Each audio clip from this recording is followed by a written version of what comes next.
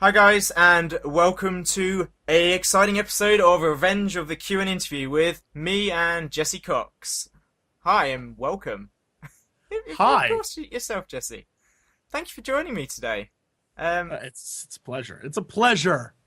I suppose we should. Well, you know, Being held at gunpoint to be here. they're just you shouldn't be saying this to everyone. You should. Shh, it's fine. I drink my water like a cat. We should just go. I suppose we should start this all off by by telling everyone sort of really who you are and what you do. Why are we interviewing you? Hi, internet and various nerds. I have a YouTube channel, which makes me a celebrity. You should know who I am. And if you don't, what the hell's your problem? Watch YouTube. That's it. Yeah. No, that's the... So why am I even look? I just quit. I'm gone. No, my name's Jesse Cox. I have a YouTube channel where I play games and act like an idiot, and it's fun. And I don't know, I just have a good time. I guess that's all I do, is just have a good time. And people watch it. I don't know why. I feel like they must be crazy. You know what? And it's, I have a blast, and I guess people enjoy watching a man-child giggle at things. So that's what that is. So there you go. That's Jesse. But I suppose as it was Halloween yesterday, obviously you did the friend zone. But I did. What else did you do for Halloween?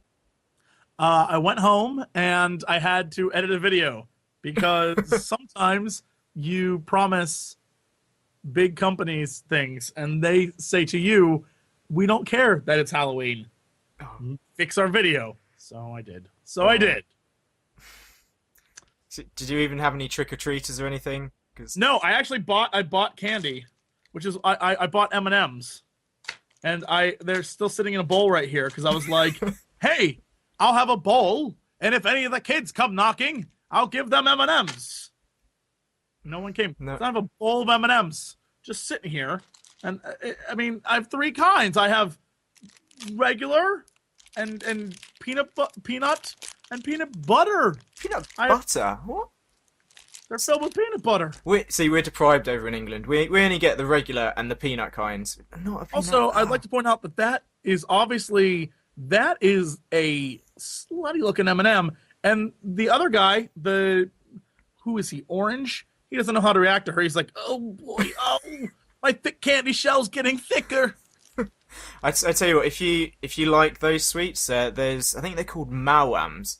They're sort of a European sweet, and literally every single like fruit on it, they're like virtually having sex and molesting each other, and they're like, "Wait, okay, how is this being sold to kids?" I feel like you misrepresented. You're like, if you like that kind of candy, I was like, like M&Ms. And you start talking, and you're like, "Because the candy, they do it." And I'm like, no, I thought you meant like they tasted good. Just Google no, it. that's the candy. They're doing it. Obviously, you're into your games and you play games a lot. But video games. You know, you sound like video games. So how did the boy's into his games. So how did you first get into gaming? I was a wee child. I don't know. I guess like back in the day, everyone was like, "Oh my God, is that a Nintendo? What?" And we'd all get. I remember watching a friend play Mario Brothers 3, and I was so excited. I was like, "What? What is this? What is this thing you're doing?" And he's like, "I'm mashing blocks." I was like, "Oh my God!" Strangely enough, 20-some years later, mashing blocks is still really entertaining for people. Who knew? Minecraft jokes. My parents didn't let me have a console until I was, I don't even know how old.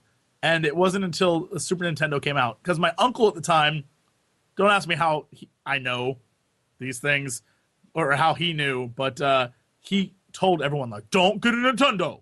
A Super Nintendo's coming out soon, which means he must have been a big old nerd. Now he tries to play it off like he's like a cool, hip, like old dude. Yeah. We know Nice. you were a nerd. He was like, there's going to be a Super Nintendo coming through. So everyone, you have to, don't buy a Nintendo. So my parents would not buy me a Nintendo, no matter how much I wanted one. And then they got me a Super NES, and I was the first kid on the block to have it. And I was like, now I got you. Now I understand. And everyone was like, can we come over? I was like, no. You can't. This is mine. You're not having it.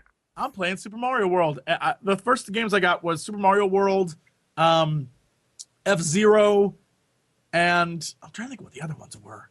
Oh man, there's so many good ones. Super Nintendo was a good time to be a gamer. That stuff was fun as balls. I'm trying to think of some of the other ones. I got that one bazooka, the bazooka thing that you could shoot with. Oh yeah, yeah.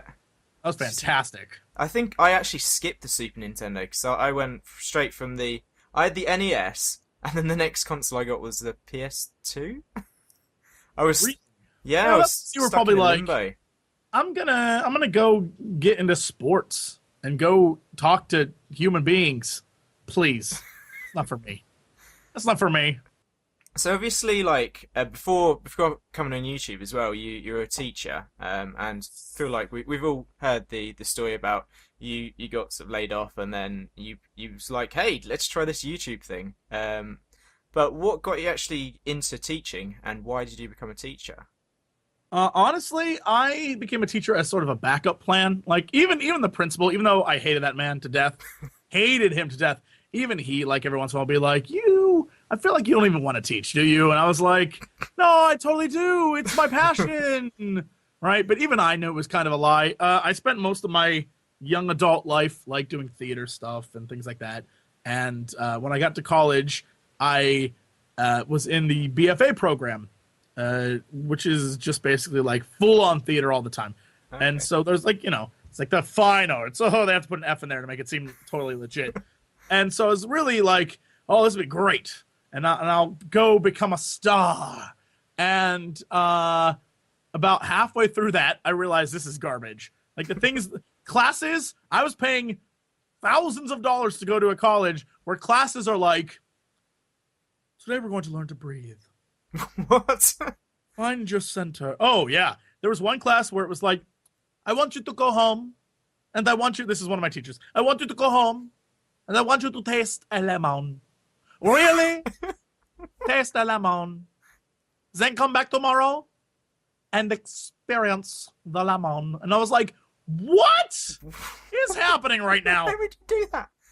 And it was just like they're trying to get you to become like a really superb actor. And so it hit me at some point that acting, all it is just being really good at lying. And so I was like, shit, I used to lie to my parents all the time. This is easy. So I one day we had an assignment, which was go to a place in your past and imagine you're getting a telephone call and it's something really bad that's happened, and pretend like that imagine that scenario. So I hadn't planned. I think I stayed up the night before, like playing StarCraft or something. I was in my dorm. My dorm floor was amazing. Like it was an international United Nations community of just crazy people, and it was constant alcohol and stuff. It was great. So I didn't care. So I go to class the next day, and I'm like, this is a dark time for me. So I pick up the phone, and I'm holding it, and I just like sort of like really like huffs and puffs and fake bullshit, and then it just and then like it ends, and so I'm like, is she okay? Is everything? And it was basically like, where were you? What was that place? And I was like, I had a friend in high school who was in a car crash, and I thought she was dead, and it was the worst experience of my life. Bullshit. I never had a friend in high school who was in a car crash who I thought was bullshit. And like literally, the professor's like, beautiful. Dummy, I made that up. And so like legitimately, it was just like, this is awful. So I started to really not give a shit. And about halfway through, I decided, like, even the professors were like, are you really passionate? I was like, no, not really. Not really. So I was like, I'll gladly continue because I'm already halfway through the program. So I'll do a BA. And then because I was almost done, I had you have so many more years of school left. like 2 or whatever, I was like, I'll try something else. So I got I majored in history, so I double majored in theater and history. Both stupid things to double major in. Totally useless. Go for science or engineering or math or something where you use your brain that people actually need you for. History and theater, not really that much. So I ended up going for history, and then immediately afterwards was like, well, what are my options? Now, I can either go to New York, and now mind you, if you're a college student, you have learned to live off no money whatsoever. So fair point. yeah, and so I'm like, well, what do I do? Do I go to New York and try to become like some actor somewhere, go to LA and live off even less money, because New York and LA are way more like insane when it comes to, money and being very expensive? Or do I find a job teaching and make a salary and have a steady job? And I was like, well, that seems like a good choice.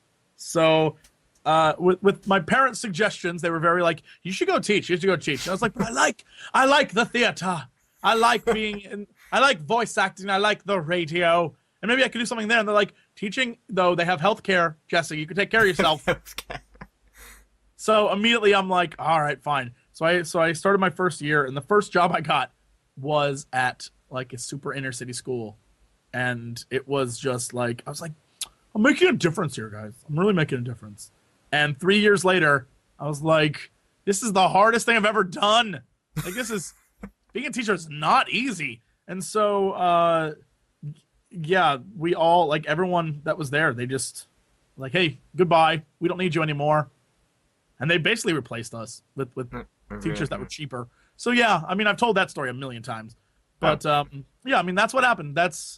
And so I was like, well, I have all this background in entertaining. I was like, maybe I'll make some videos. Because I saw at the time, one of my old friends, Total Biscuit, from like back in the day, was doing, because even though I was teaching, I was still going around like doing like freelance voice acting work and still doing stuff for fun. Okay. I had an agent, was still taking jobs on the side because that's what I really like to do. Yeah. And that never really leaves you. Like, even if you want to become a teacher, you still like, oh, well, I'm actually entertaining the children. Like, you still justify why you're doing stuff. And so I just decided, you know what? Like, if TB's going to make Warcraft Cataclysm beta videos, well, by God, I can do that too. That's not that hard. And I'm jobless. So and I like attention from people on the internet.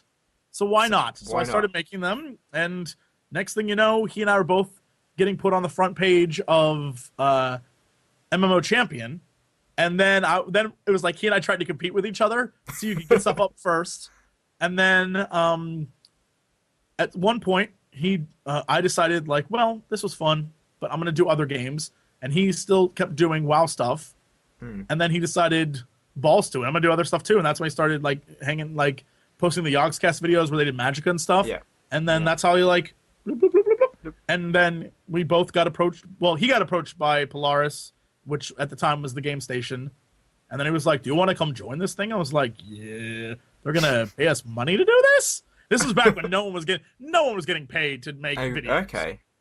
And I was like, what? And then here we are. Several years later. Really, like 3 years later. I moved out to LA not even 2 years ago. And I've been doing this for 3 years about.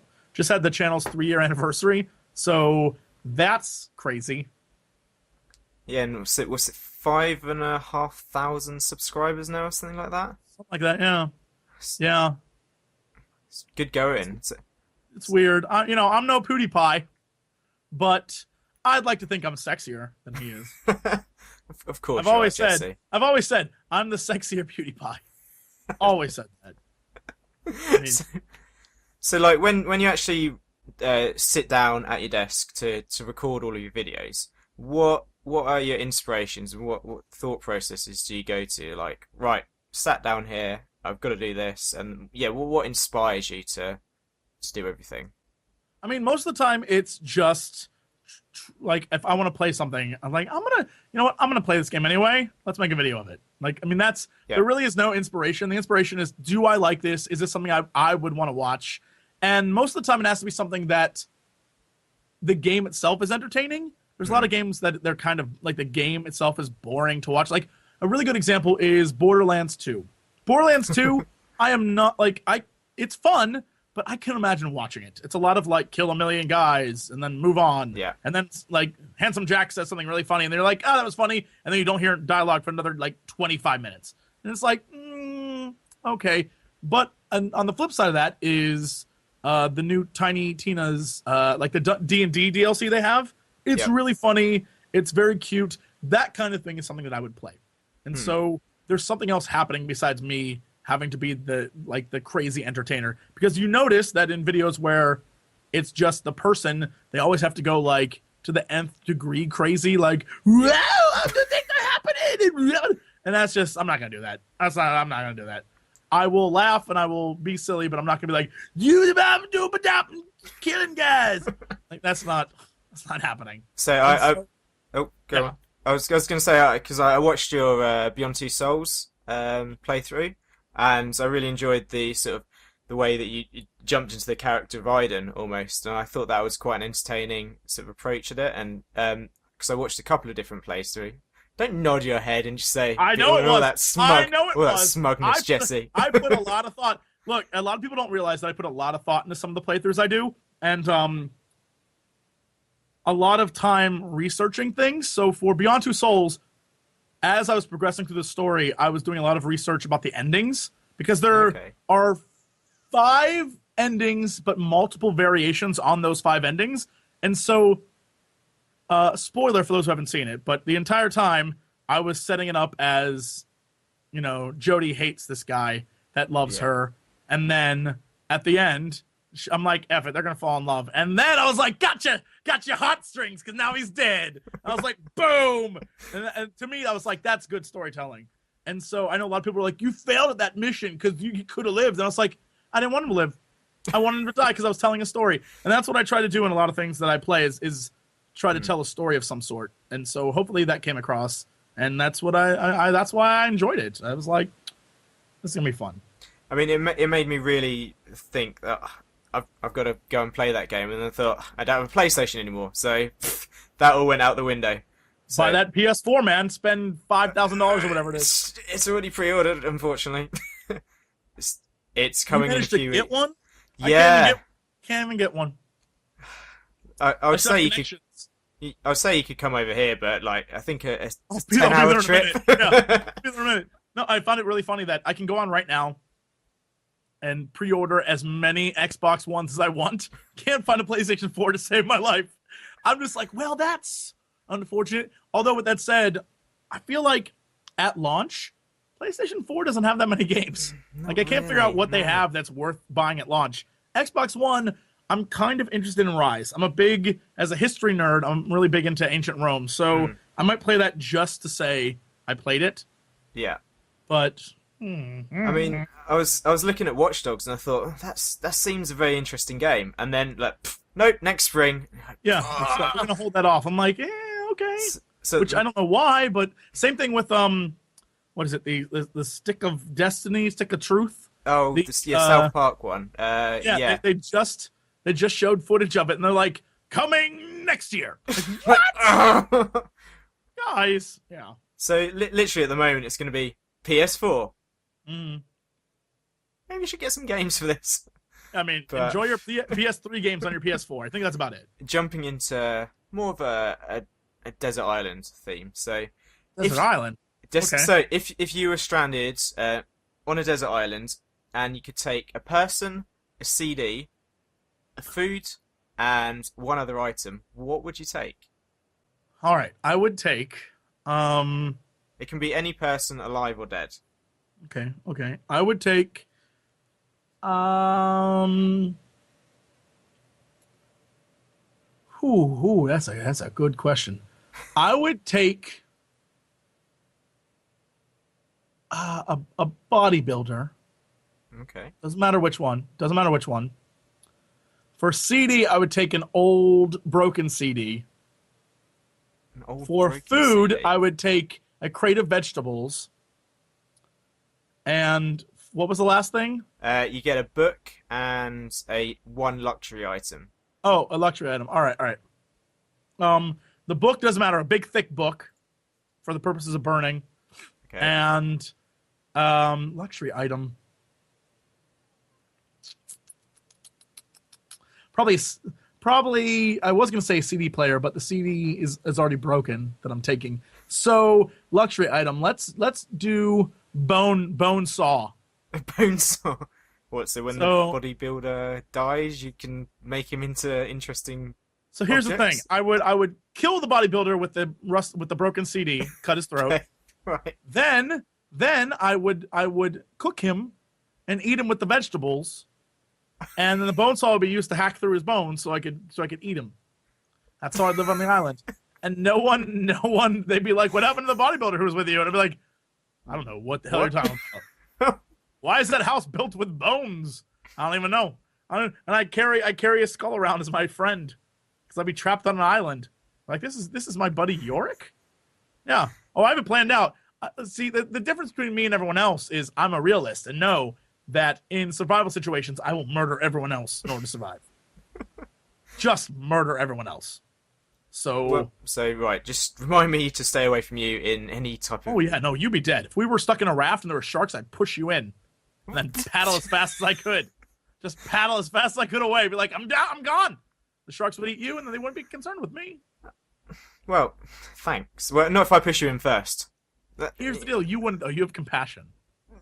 Well, not after you told me that. Not after you told me this. The world needs moderately successful internet possible celebrities. Don't you understand? Not the post-apocalyptic world.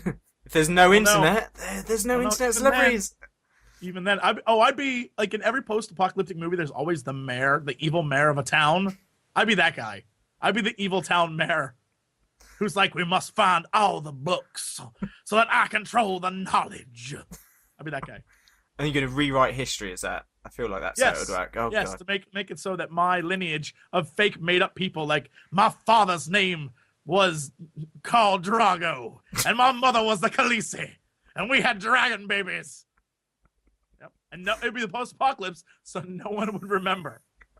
So in this post-apocalyptic world, what would your weapon of choice be?